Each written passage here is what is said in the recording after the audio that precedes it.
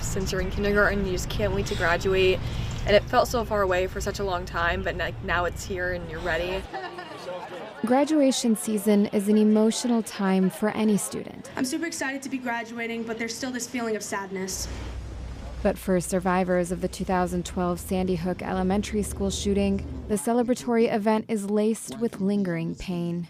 Going into graduation, we all have very mixed emotions, trying to be excited for ourselves and this accomplishment that we've worked so hard for, but also those who aren't able to share it with us who should have been able to. 20 of their former classmates will be missing from the ceremony. They were the first graders who were killed in the shooting almost 12 years ago, along with 6 educators.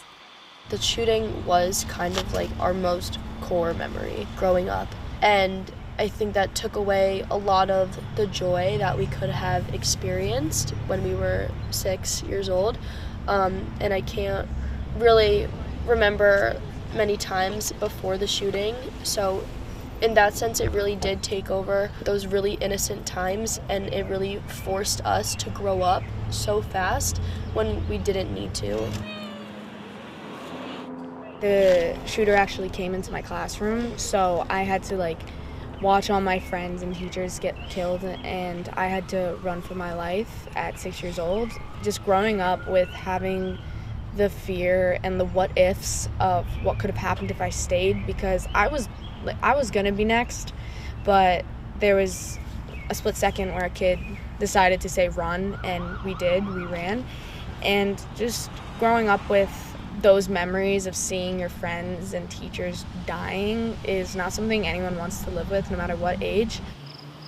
The what ifs kind of spoil a lot of precious moments just because you always remember that they're not there.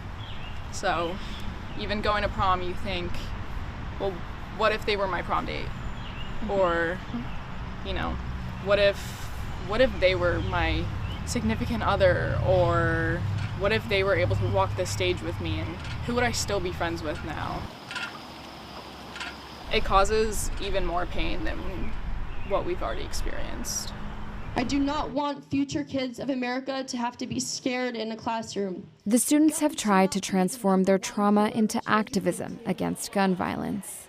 I knew I wanted to do something more since I was younger when the tragedy first happened.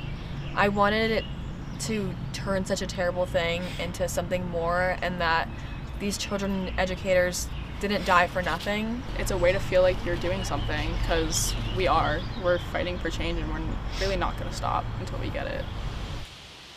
Sandy Hook will always be with me, and I will of course share my story.